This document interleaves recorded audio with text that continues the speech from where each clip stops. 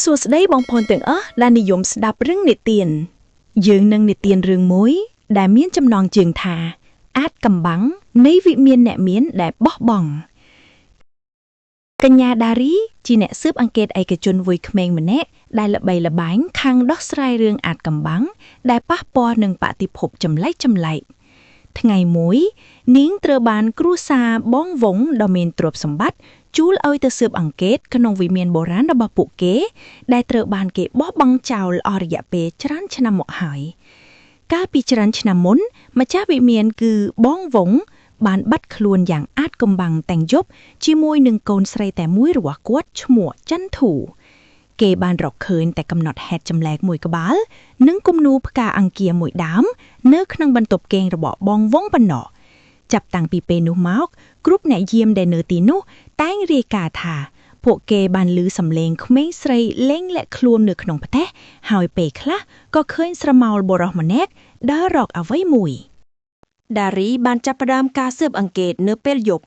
នាងបានរកឃើញធាតុសំខាន់3កំណត់ហេតុដែលដុតមិនអស់កំណត់ហេតុនោះមានការសរសេរមិនជាប់លាប់ហើយប្រយោគចុងក្រោយដែលអានបានច្បាស់គឺទីងងឹតវិមករកចន្ទធូខ្ញុំត្រូវតែលាក់នាងនៅក្នុងត្រង់នេះមានស្នាមរឡាត់កន្លែងដែលគ្មានពន្លឺព្រះអាទិត្យគំនូរផ្កាអង្គាគំនូរនេះត្រូវបានគេព្យួរនៅក្នុងបន្ទប់ទទួលភ្ញៀវដារីបានកត់សម្គាល់ថាទោះបីជាវិមាននេះពោពេញដោយធូលីនិងភាពចាស់ក៏ដោយគំនូរផ្កាអង្គានេះមើលទៅដូចជាទើបនឹងគូរឲ្យថ្មីក្លិនឈ្ងុយចម្លែករាល់ពេលដែលនាងចូលទៅជិតទ្វារបន្ទប់គេងរបស់ចន្ទធូនាងតែងហិតបានក្លិនក្រអូបឈ្ងុយដោយក្លិនផ្កាអង្គាទាំងដែលនៅក្បែរនោះគ្មានផ្កាអីសោះ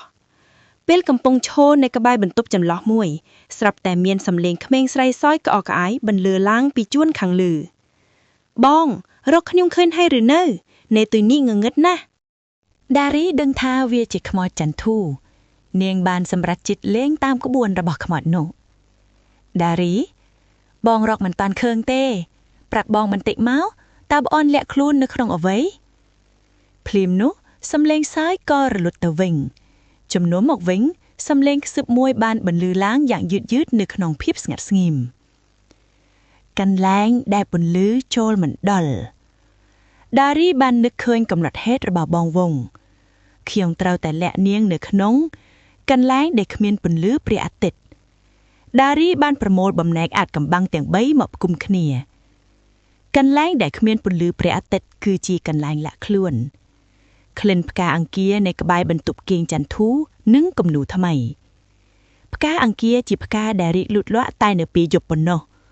វាតាក់ទងនឹងភាពងងឹតដូច្នេះចន្ទធូត្រូវបានគេលាក់ខ្លួនក្នុងទីងងឹតមួយដែលត្រូវបានការពារដោយធាតុសំខាន់ដែលតាក់ទងនឹងភាពងងឹតដារីបានយកភ្លើងពិលទៅបំភ្លឺជញ្ជាំងបន្ទប់គេងចន្ទធូនាងបានឃើញមានស្នាមប្រៃតូចមួយនៅលើជញ្ជាំងដែលត្រូវបានលាបពណ៌បិទបាំងយ៉ាងប្រុងប្រយ័ត្ននាងបានរុញជញ្ជាំងនោះស្រះតែវាបើកចេញជាទ្វារសម្ងាត់ទៅកាន់បន្ទប់ក្រោមដីតូចចង្អៀតមួយនៅក្នុងបន្ទប់នោះដារីបានឃើញគ្រោងឆ្អឹងតូចពីរដែលដេកអោបគ្នាមួយជាគ្រោងឆ្អឹងក្មេងស្រីចន្ទធូ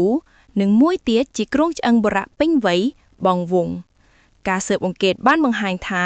បងវងមិនបានបាត់ខ្លួនទេគាត់បានដឹងថាមានជំងឺអាចកំបាំងមួយកំពុងរាតត្បាតក្នុងវិមានហើយគាត់បានសម្រេចចាត់លាក់ខ្លួនជាមួយកូនស្រីគាត់នៅក្នុងបន្ទប់ក្រោមដីនោះដើម្បីគេចពីជំងឺនេះដោយបិទទ្វារពីខាងក្នុងគាត់បានបន្សល់ទុកគំនូរផ្កាអង្គាផ្កានៃភាពងងឹតដើម្បីជាតម្រុយដល់អ្នកដែលអាចរកឃើញពួកគេនៅពេលក្រោយពួកគេបានស្លាប់ដោយសារតែអត់អាហារព្រោះគ្មាននរណាម្នាក់ដឹងពីកន្លែងលាក់ខ្លួននេះខ្មោចចន្ទធូមិនមែនជាខ្មោចចង់ធ្វើបាបទេនាងគ្រាន់តែលេងលាក់ខ្លួនដើម្បីឲ្យនរណាម្នាក់រកពួកគេឃើញប៉ុណ្ណោះ